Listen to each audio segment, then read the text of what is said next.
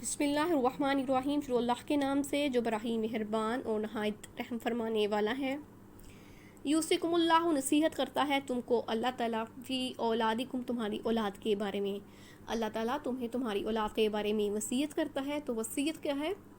للذکر، ایک لڑکے کا، مثل برابر ہے، حظ الانثیین، دو لڑکیوں کے برابر کا حصہ۔ ایک لڑکے کا حصہ دو لڑکیوں کے حصے کے برابر ہے۔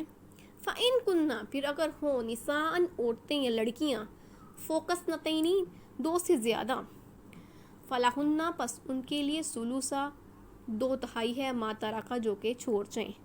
پھر اگر لڑکیاں دو سے زیادہ ہوں، تین ہوں، چار ہوں، جتنی بھی ہوں، ان میں جو ہے وہ دو تہائی حصہ سب میں ڈسٹریبیوٹ ہوگا جو کہ ان کے والدین چھوڑ جائیں۔ وَإِن كَانَتْ، اور اگر ہو، واحدۃ، ایک، فَلَهَا النِّصْفُ، تو پس اس کے لیے آدھا ہے۔ اگر لڑکی ایک ہی ہو تو اس کے لیے آدھا حصہ ہے۔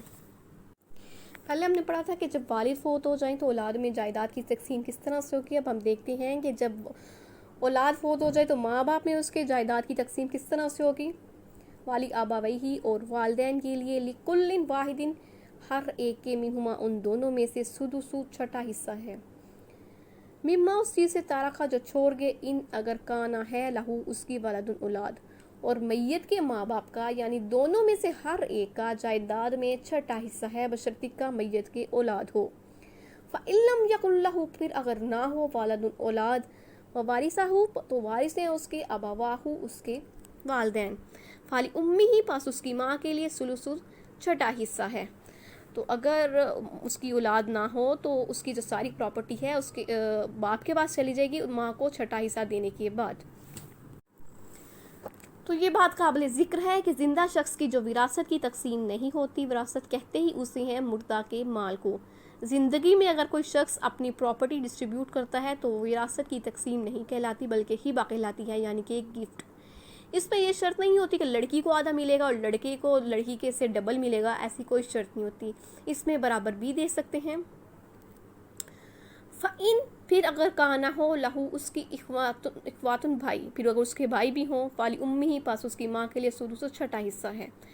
پھر اگر جو میت کے جو ہے وہ بھائی بھی ہوں تو پھر اس کی ماں کو چھٹا حصہ ملے گا، لیکن پھر بھی شرط ہے کس چیز کی؟ من بعد وصیت، وصیت کے بعد، جو یوسی، وصیت کرے، بہا، اس کی، اور دین یا قرض کے بعد۔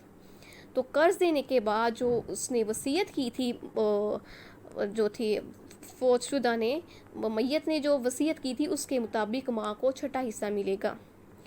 آباؤکم، تمہارے باپ، و ابناؤکم، اور تمہاری بیٹے، لا تدرون، تم نہیں جانتے، ایہم، کون ہے، اقرب، قریب، لکم، تمہارے لیے، نفعا، نفع کے۔